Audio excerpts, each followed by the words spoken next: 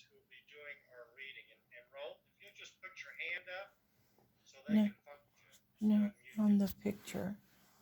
There you go. All right, go ahead.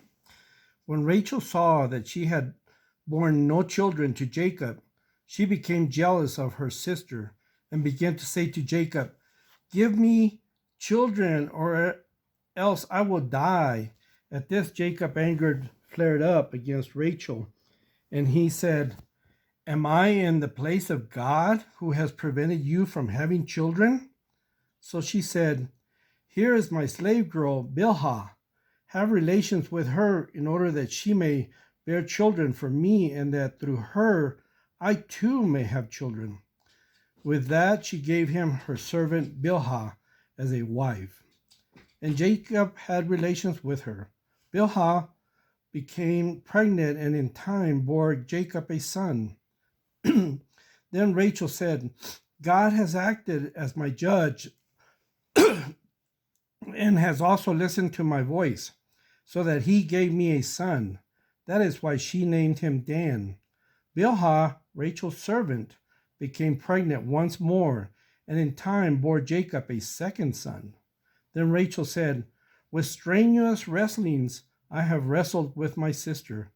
I have also come off the winner." So she named him Naphtali.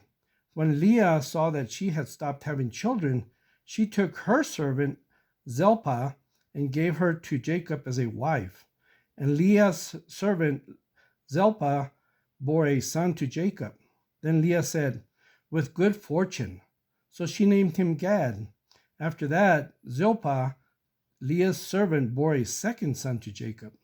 Then Leah said, "With my happiness, for the daughters will certainly pronounce me happy." So she named him Asher. Now Reuben was walking in the days of the wheat harvest, and he found mandrakes in the field. So he brought them to his mother Leah. Then Rachel said to Leah, "Give me, please, some of your son's mandrakes." At this she said to her, "Is it a small matter that you take my husband? Would you now take my son's mandrakes also?" So Rachel said, "Very well, he will lie down with you tonight in exchange for your son's mandrakes." When Jacob was coming from the field in the evening, Leah went out to meet him and said, "It is with me you are going to have relations, because I have hired you outright with my son's mandrakes." So he lay down with her that night. And God heard and answered Leah, and she became pregnant in the time bore to Jacob a fifth son. Then Leah said, "God has given me my wages, because I have given my servant to my husband." So she named him Issachar. And Leah became pregnant once more, and in time bore a sixth son to Jacob. Then Leah said, "God has endowed me, yes, me, with a good endowment. At last my son will tolerate me, for I have borne him six sons."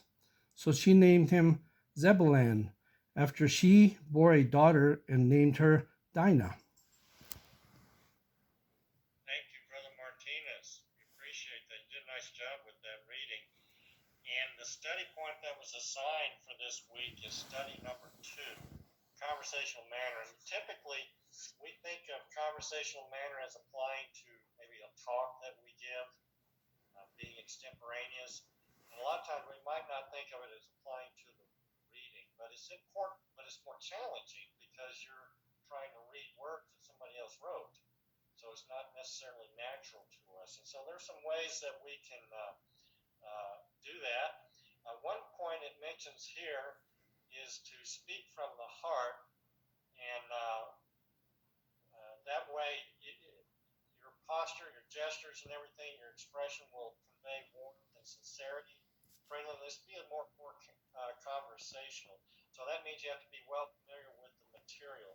The other thing too is you can also, when you're reading passages that you're quoting from other people, is do so with feeling, and you did that. You did that quite nicely. So we appreciate your hard work with that, and we'll look forward to your next is